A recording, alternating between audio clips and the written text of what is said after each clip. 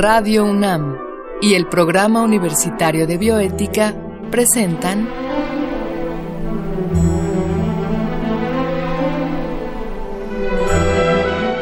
El Árbol de las Ideas. Bioética, ciencia y filosofía para la vida.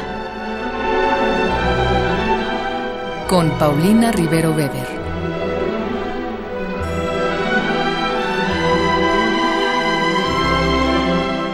Un saludo a todos los radioescuchas. Yo soy Paulina Rivero Weber, directora del Programa Universitario de Bioética, y en esta ocasión estamos al aire para hablar de las implicaciones de la inteligencia artificial en la ética y en la bioética, y para ello vamos a contar con la presencia del doctor Carlos Gershenson.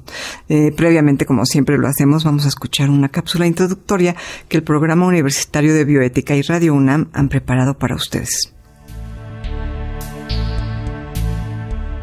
Durante siglos, se ha creído que la inteligencia es un atributo exclusivo de los seres vivos, y particularmente de los seres humanos.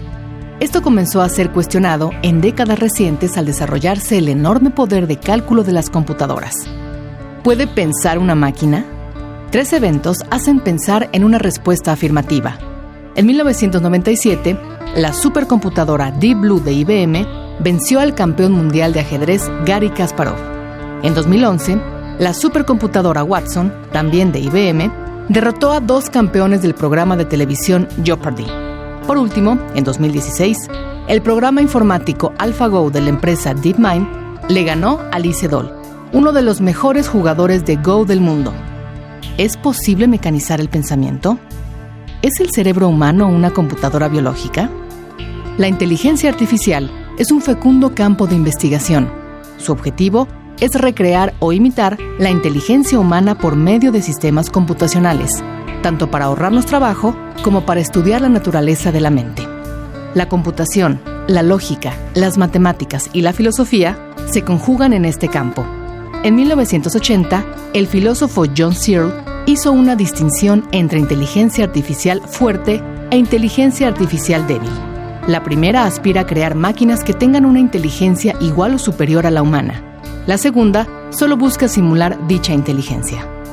Los desarrolladores de la inteligencia artificial fuerte trabajan bajo el supuesto de que el material biológico del que está hecho el cerebro humano es irrelevante para la aparición de la mente. Desde hace mucho tiempo, el ser humano ha intentado crear vida o seres animados. Ahí están la leyenda judía del golem, el experimento del Dr. Frankenstein, la paloma de madera de Arquitas de Tarento o el famoso pato mecánico de Jacques de Vaucanson.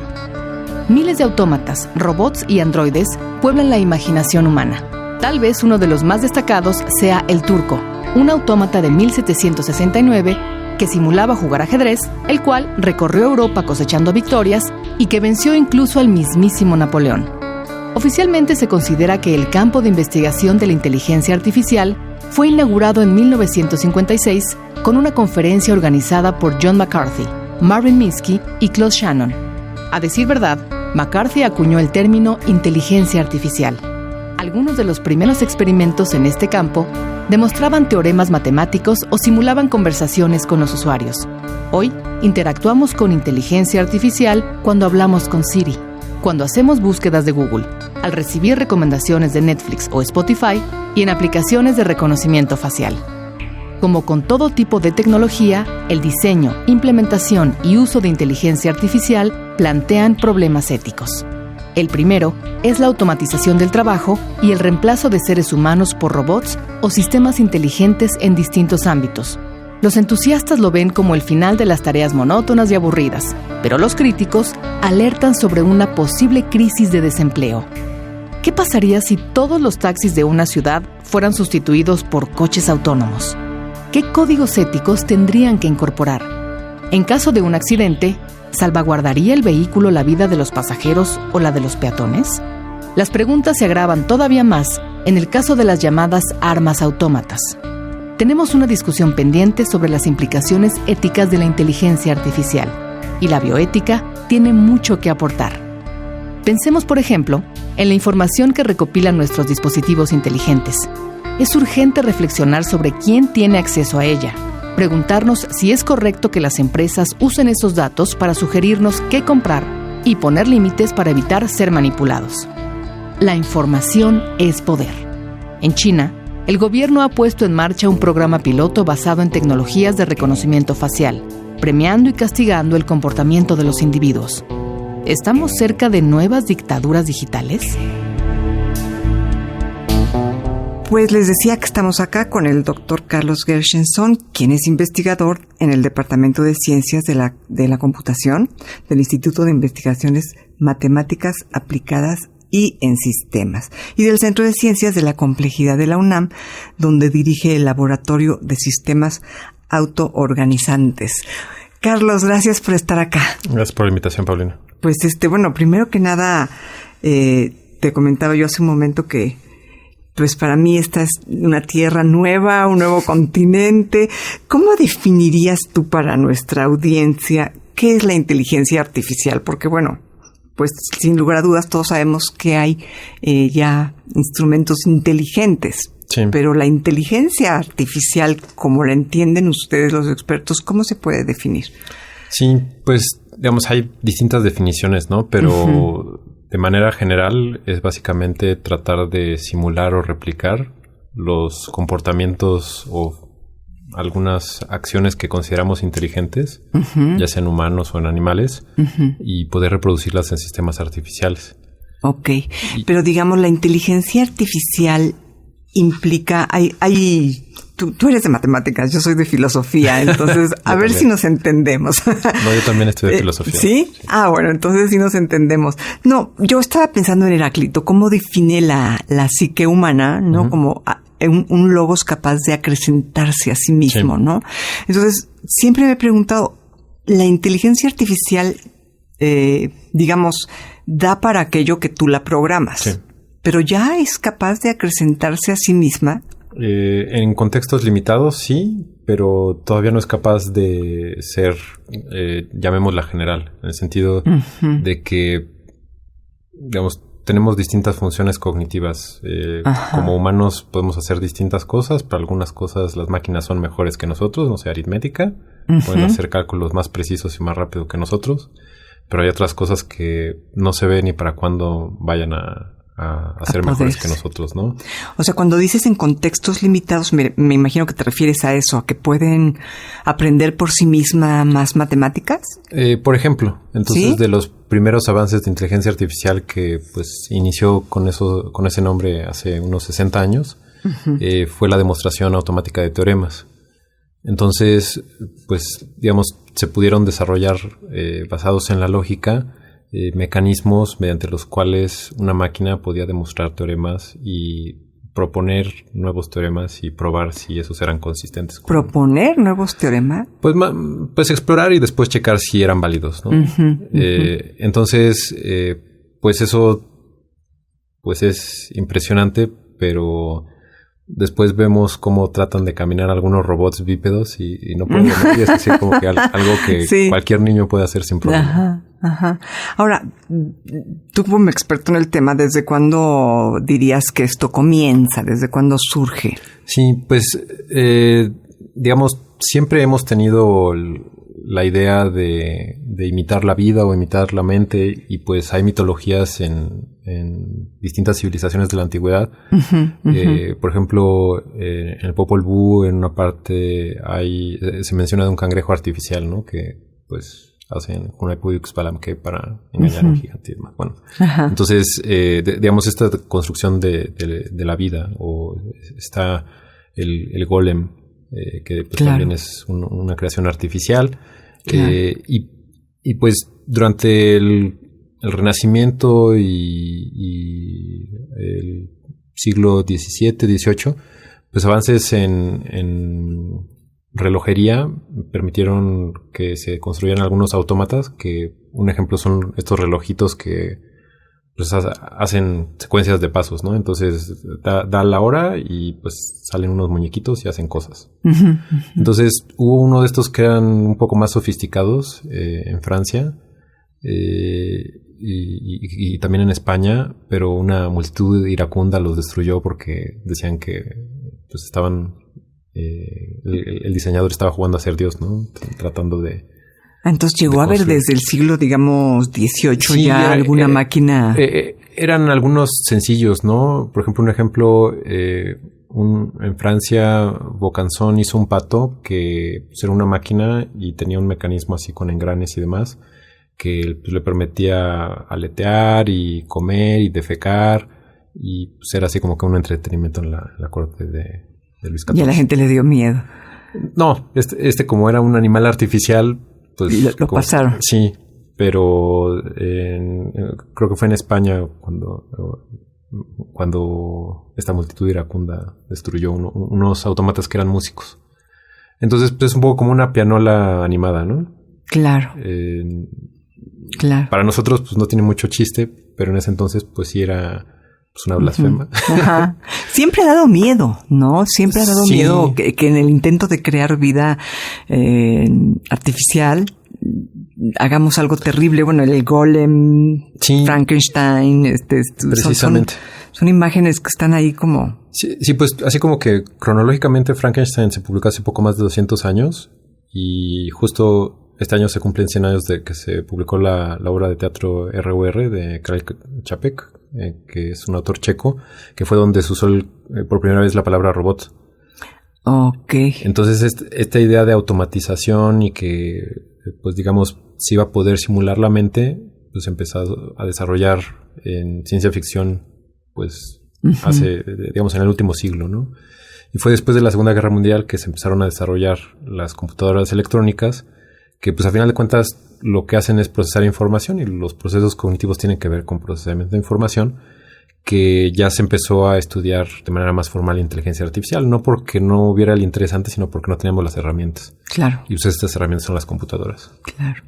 Ahora, me imagino que la idea de inteligencia artificial de alguna manera tiene que estar ligada con la posibilidad de tomar decisiones, ¿no? Sí.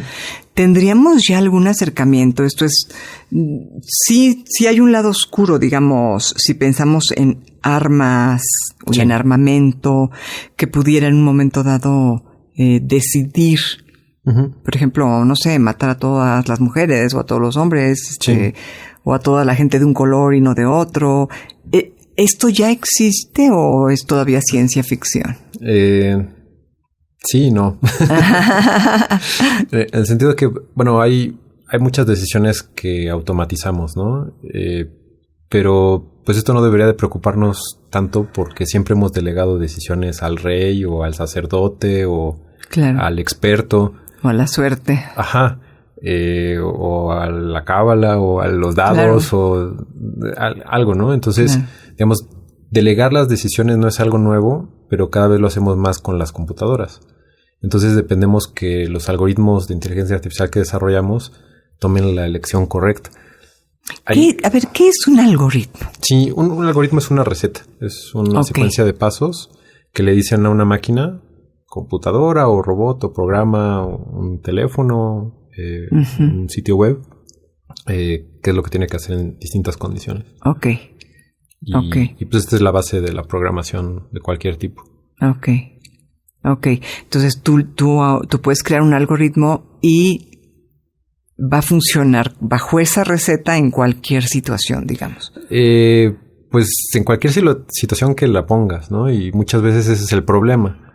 En las novelas de Isaac Asimov, pues el problema es que hay situaciones para las que se pensaba que iba a funcionar y después lo pones en una situación inesperada y las cosas salen mal, ¿no? Y eso es lo que le da interés a muchas historias. Claro, ahí es donde pueden surgir todas estas historias de terror de máquinas desquiciadas matando a destajo, ¿no? ¿Tú ves un escenario así posible en los próximos años? No. A final de cuentas, como nosotros somos quienes diseñamos a las máquinas, digamos, en algunos de estos escenarios, pues dice, pues es que las máquinas ya se empiezan a construir a ellas mismas y entonces empiezan como que a cambiar su propósito. Pero eso no es algo pues factible mínimo en este siglo. En el sentido de que el propósito de las máquinas está dado por nosotros. Entonces, como se ha venido dando la evolución de la tecnología con nuestras máquinas, no es tanto que estemos entrando en competencia, sino que nuestras máquinas nos complementan. Digamos, genéticamente no somos muy distintos a nuestros ancestros paleolíticos o a neandertales. pero nuestras capacidades cognitivas son muy, muy distintas. La diferencia no es nuestra biología, sino nuestra tecnología. Entonces, nacemos en un entorno donde, pues, tenemos herramientas que nos permiten desarrollar nuestras habilidades cognitivas, pero no de manera independiente a esa tecnología. Entonces, cada vez somos más dependientes en la tecnología, pero de la misma manera la tecnología es más dependiente de nosotros. Entonces, eso yo lo veo más que una competencia, como una simbiosis. Claro. Ahora, ¿no correríamos aquí el riesgo de...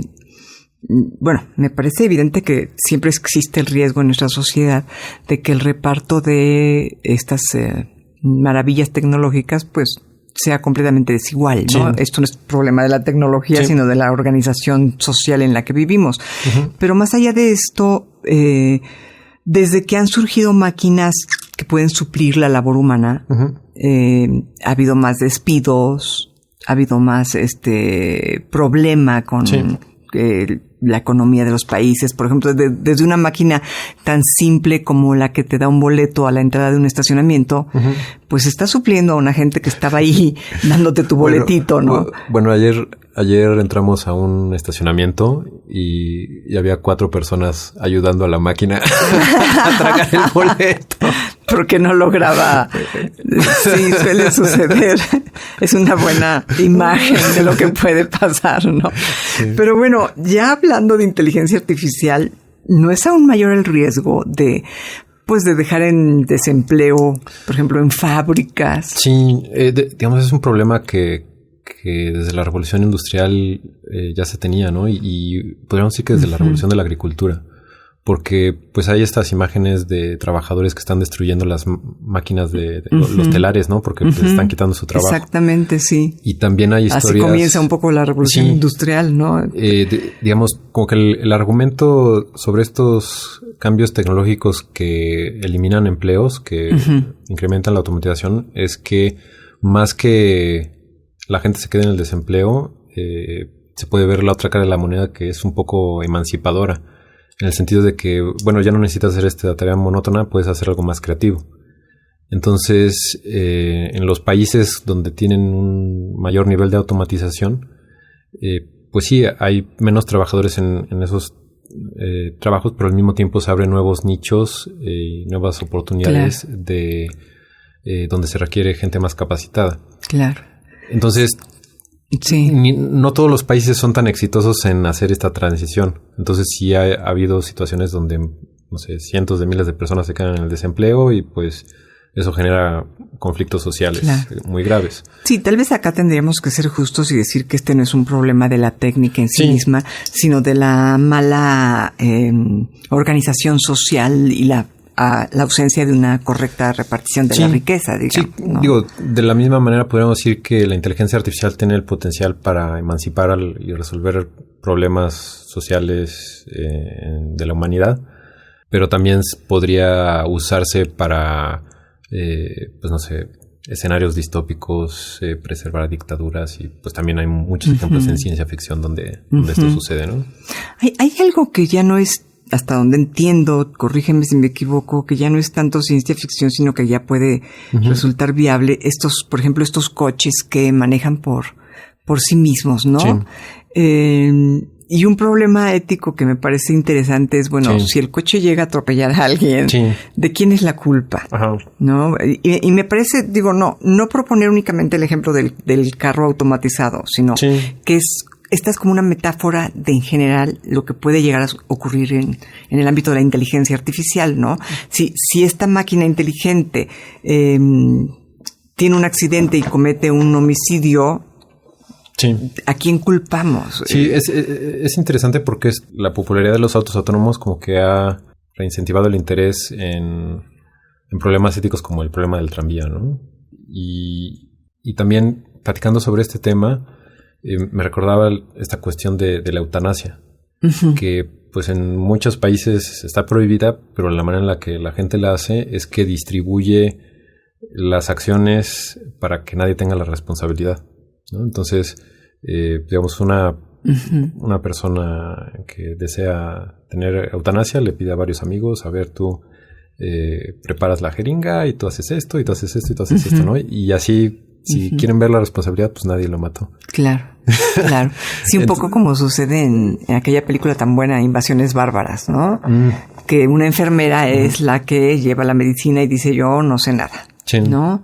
El otro es el que la prepara, la otra... Pero ¿cómo podrías distribuir la responsabilidad, digamos, en un coche? Sí, no es tanto que se distribuya, sino que así es, ¿no? Como mencionabas, si hay un accidente, ¿de quién es la responsabilidad? De quien diseñó el coche, de quien lo vendió, de quien lo compró. Creo que ahorita, como se está tratando de resolver, no es tanto ver de quién es la responsabilidad, sino pues básicamente si tú tienes un coche autónomo necesitas tener un seguro que cubra cualquier cosa y pues si pasa cualquier cosa el seguro se hace responsable. Pero éticamente es muy grave, ¿no? Porque digamos, si cuando cualquier cosa es un niño atropellado, por ejemplo, sí, digamos, a nivel pragmático entiendo que se resuelva a través de un seguro, pero a nivel ético, pues alguien tendría que tomar responsabilidad por esa falla, ¿no? Y quizás sean, pues, los fabricantes. A estas alturas me parece difícil que el que adquiere un objeto con inteligencia artificial pueda ser culpable de... Es que digamos, en esta discusión, pues también luego se dice, bueno, pues, ¿quién tiene la responsabilidad de un asesinato? ¿Quién fabricó el arma? ¿Quién la vendió? ¿O quién la usó? Claro. Pues decimos, pues no, pues ¿quién la usó? Pero pues usando el mismo argumento, pues cambia la responsabilidad. Sí, aquí sería entonces el que iba sentado adentro del coche. Sí, y en muchos de estos casos lo que marca la diferencia de lo que, o sea, que nosotros juzgaríamos como que quién tiene la responsabilidad es la intencionalidad de la acción. Ok. Y pues muchas veces pues no hay esa intencionalidad, ¿no? Es un error. Entonces no es... no sé, yo creo que... Queda un vacío ético ahí, ¿no? Sí. Queda un vacío, ¿no? Porque no tenemos a quién responsabilizar de una acción que, si lo piensas en el sentido de que pudiera ser tu hermana o tu hijo, pues tú quieras tener un responsable de su muerte, ¿no? Sí.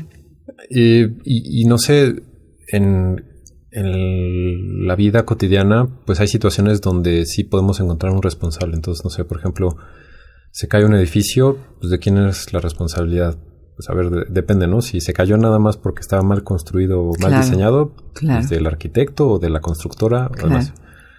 Pero, pues si hubo un terremoto como nunca se había esperado, pues todavía es responsabilidad del arquitecto, si cumplió con todas las normas de construcción. Entonces, habría que ir al juicio ético creándolo caso por caso, digamos. Sí. Caso por caso. Sí, porque también... Tomando en cuenta las circunstancias.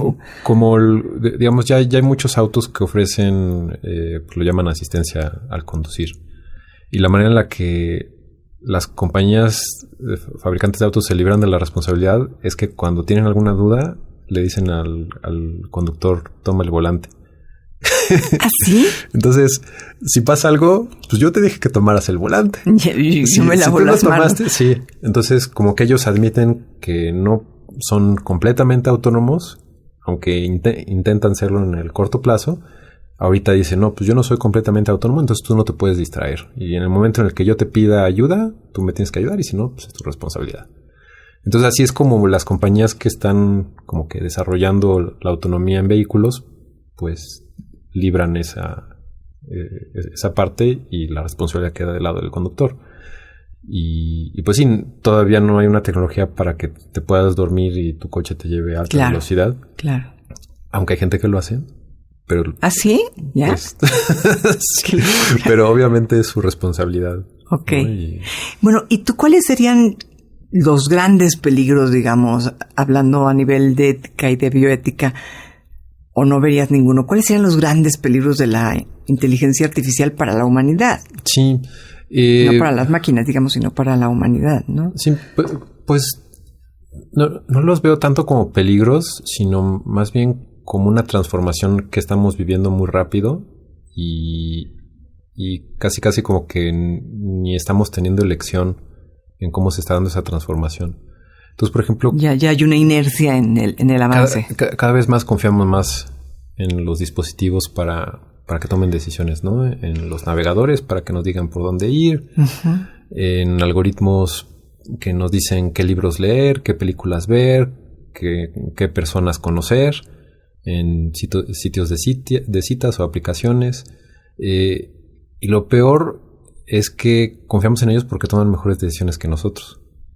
¡Qué barbaridad! Entonces, ¿tanto sí? Sí. Entonces, por ejemplo, si estamos buscando pareja, pues la probabilidad de encontrar a alguien compatible es mucho mejor en nuestro círculo social que en una base de datos que tiene millones de personas, ¿no? Entonces, pues, es mucho más fácil encontrar a alguien que cumpla nuestras estándares, exigencias muy particulares.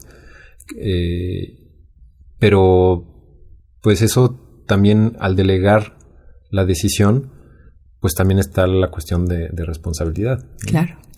Sí, parecía ser que ese es, digamos, el punto álgido en la inteligencia artificial, ¿no? ¿Dónde queda la responsabilidad cuando surge un problema, ¿no? Entonces, pues, de hecho, una buena parte del derecho se basa en que tenemos libre albedrío y tomamos decisiones de manera voluntaria. Entonces, mientras más delegamos estas decisiones a algoritmos, esa responsabilidad también se empieza a diluir más. Claro.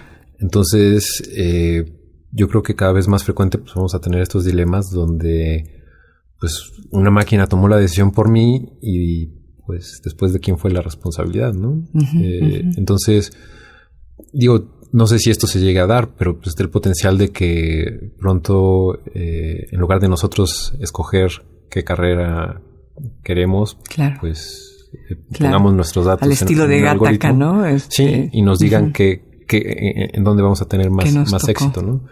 Pero pues, eso tiene muchas consecuencias. Claro. Pues muchas gracias, Carlos, por haber estado acá, y gracias como siempre a Marco Lubián, nuestro productor, y en controles técnicos gracias a Susana Trejo. Escuchamos la voz de Gisela Ramírez en las cápsulas, cuyo guión contó con la adaptación de Andrea González a textos originales de Diego Dionisio Hernández, y se despide de ustedes su amiga Paulina Rivero Weber.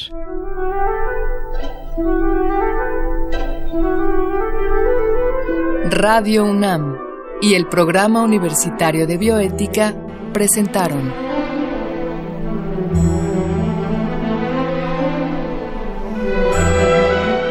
El Árbol de las Ideas. Bioética, ciencia y filosofía para la vida. Con Paulina Rivero Weber.